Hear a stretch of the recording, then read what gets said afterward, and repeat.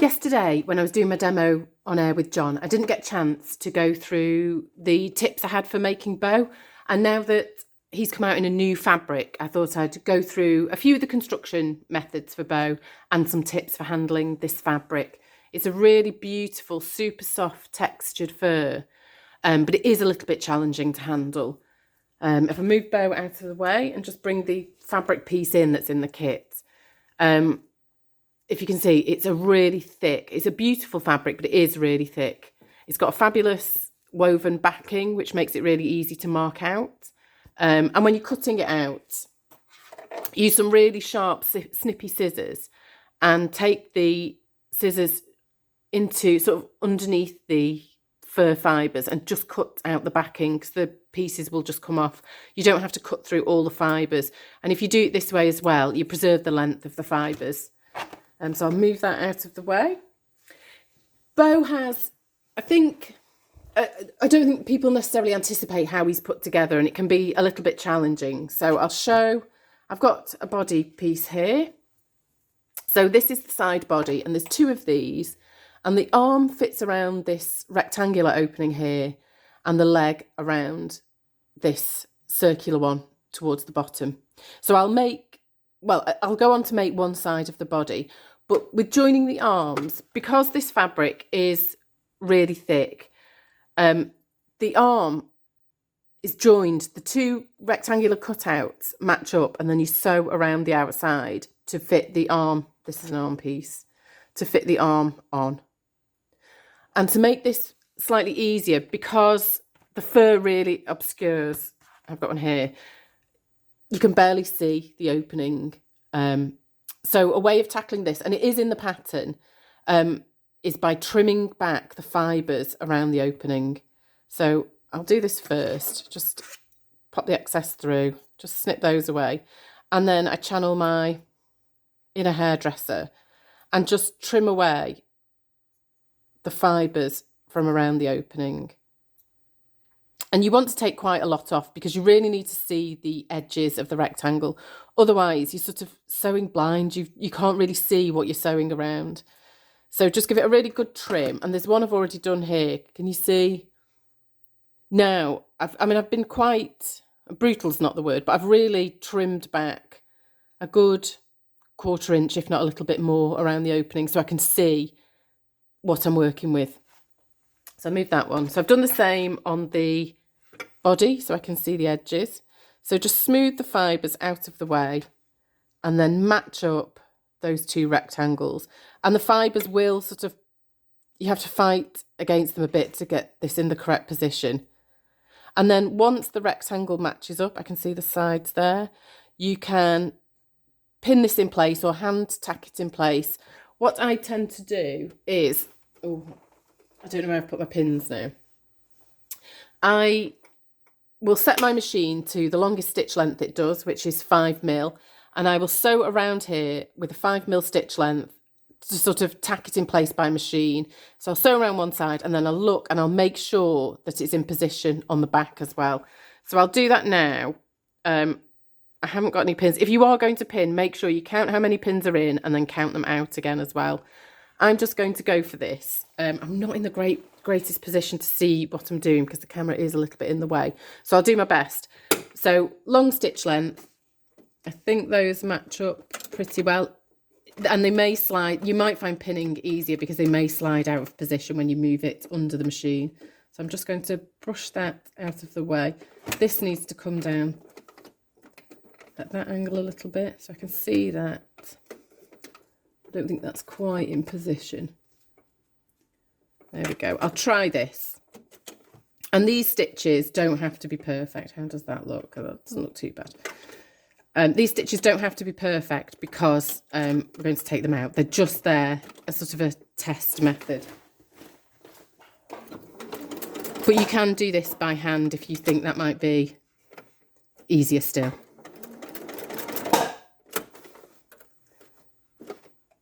Make sure that's not folded over. And then I've gone too far on that side, but it doesn't matter because these stitches are going to come out. I'll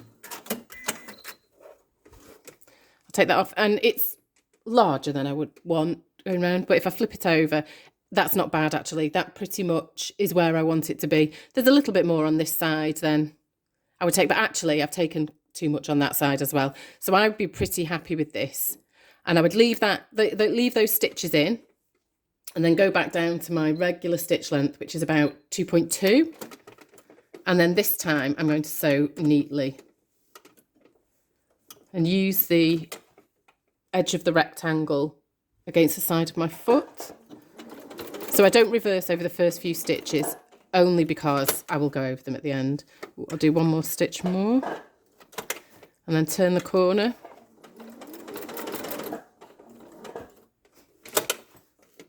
Oh, no, I need to go a bit further.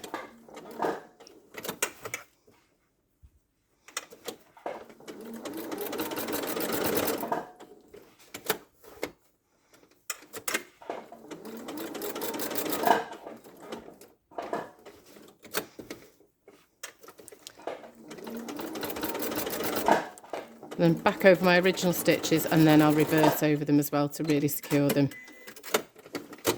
Now I'll take that off.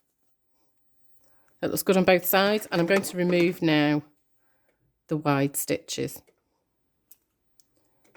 And they should come out fairly easily because they were just temporary ones.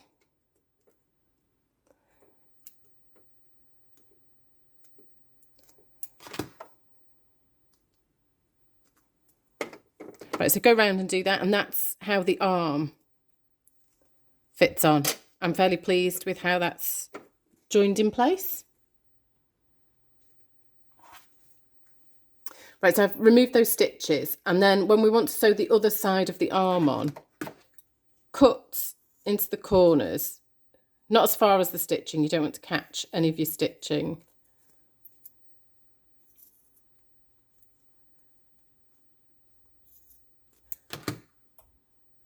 And then you can push the arm through.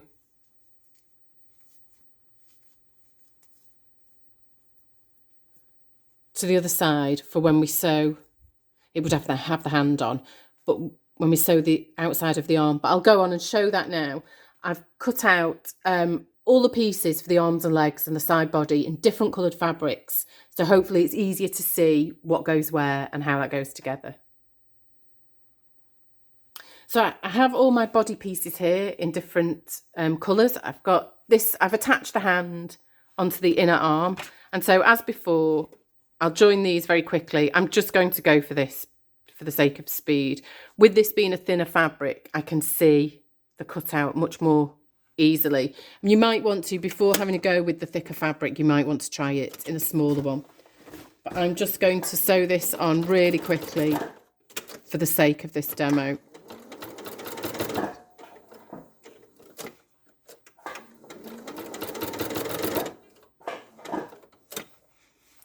One more stitch.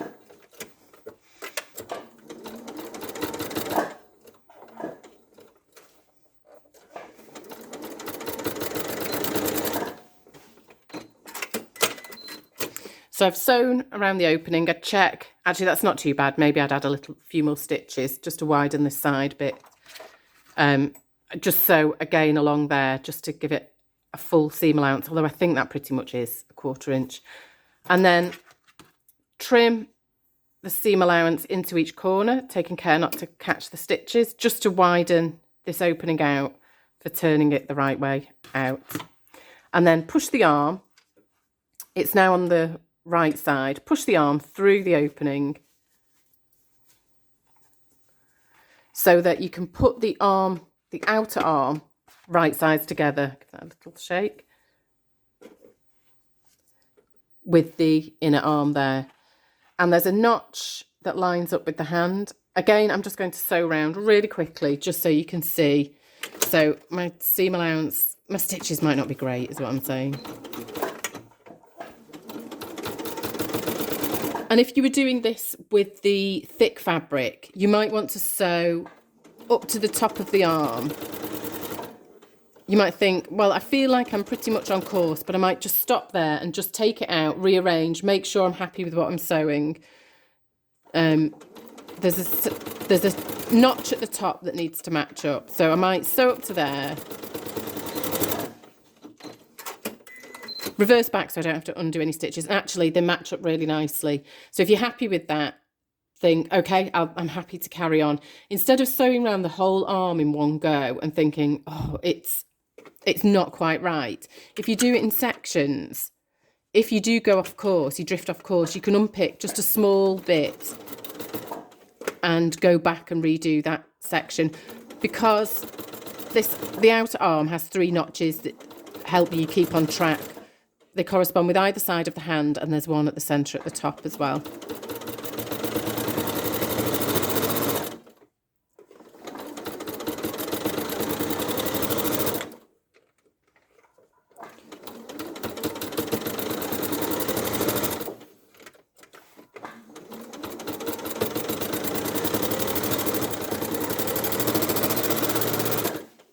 So I am at a really odd angle for sewing, so it's not perfect. I've taken way too much seam allowance around there, but actually if you're using a really thick fur, you're not going to notice, what is it, maybe 3 mil too much taken here and there. But that's how the arm fits onto the body. And the leg, you can move the arm. I would have done the leg. I thought I'd do the arm all in one go, but actually I wouldn't put the outer arm on. Oh no, I tell a lie. I'm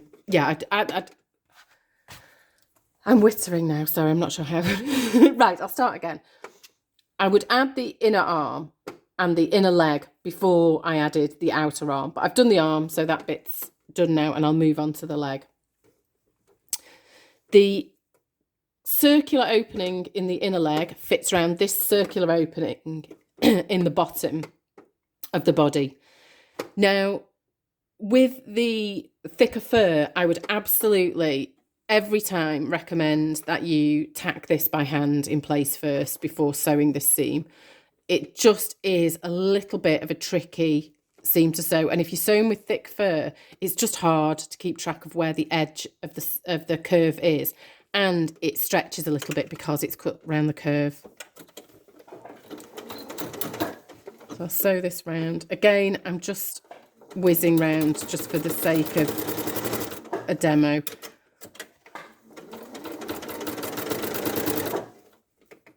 So this might not be perfect sewing, but it gives you the right idea.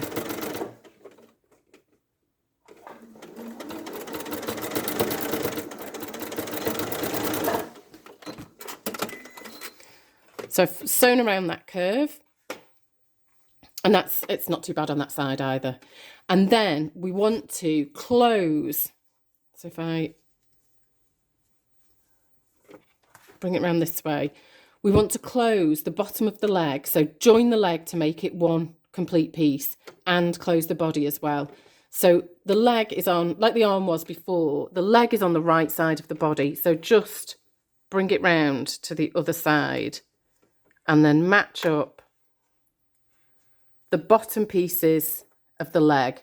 This is where different coloured fabric really helps, because when you're making it in the fur, this is all the same, and it can be easy to get into a tangle. But just think of moving the leg so that the leg's to the wrong side of the body, and then the fabrics are the right sides together. And it's easiest as well. You could sew this across in one go, but I find it easiest to sew each bit separately. So sew the leg closed, which I'll do now.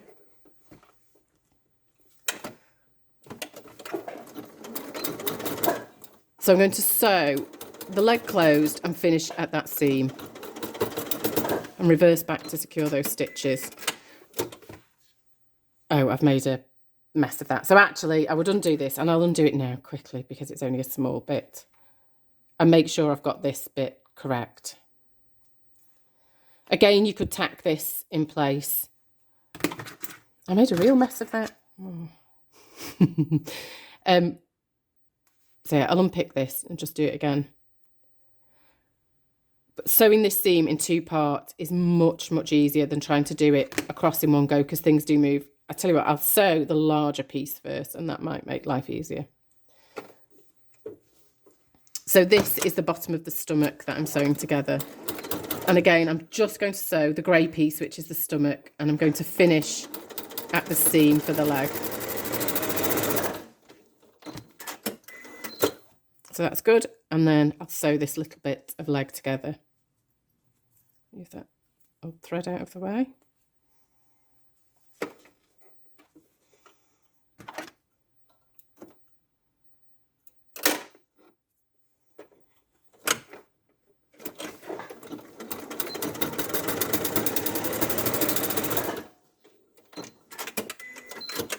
And then if I open this out, can you see that the leg now is a complete leg piece?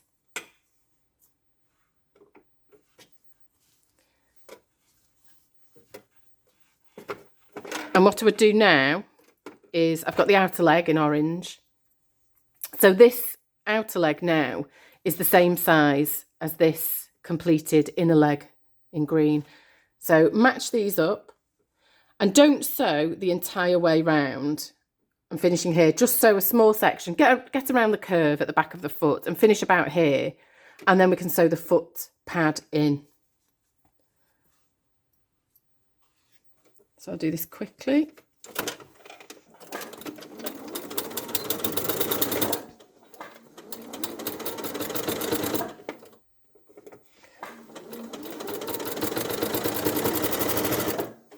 So again, just come around that corner, lift the presser foot just to rearrange. It's easy to pull the top piece, so you want to make sure you're not pulling it so that it ends up slightly larger.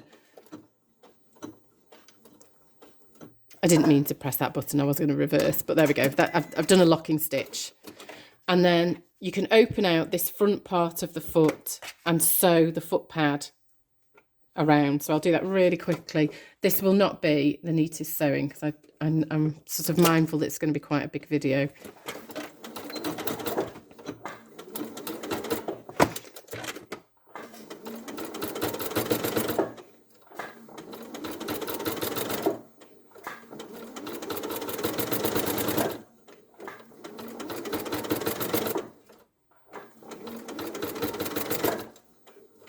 Just check at the top of the foot that the notch, oh, I'm way off, but I will keep going because we're short of time.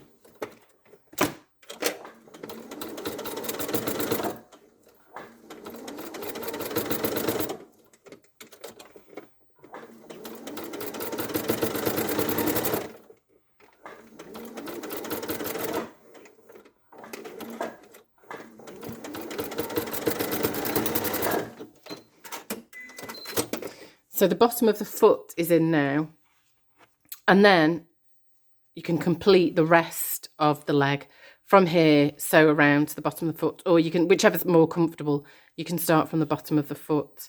I like to have this bit on top when I'm sewing, just so I can move it out of the way. So I'll really quickly, again, this might not be perfect sewing, but I want to be able to turn it the right way out so you can see how everything finishes on the final half of body.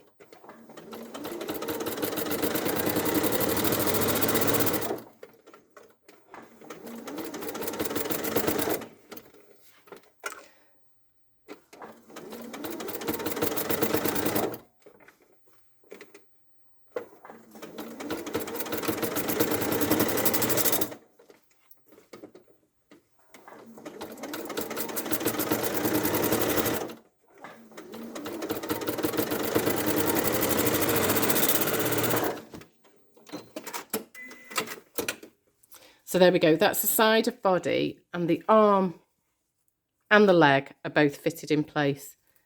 Can you see, does that help? And the bottom of the body here is sewn together. So if I turn this the right way out,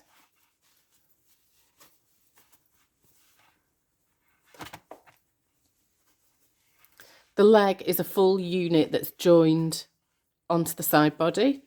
I do the same with the arm.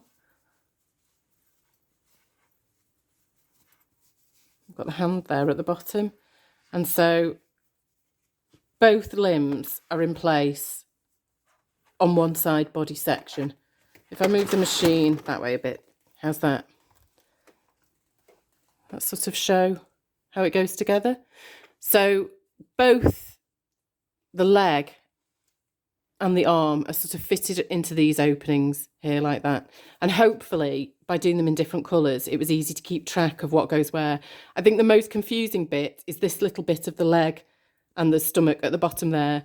And the best tip for making it with a thick fur is just tacking it by machine with a long stitch and just checking everything's in place where you want. You can sew this seam, sew a section. Is it all still on track? Sew a little bit more, just check. And it just is easier to keep making sure the notches match up in that way. There we go. Hopefully that was helpful in making bow.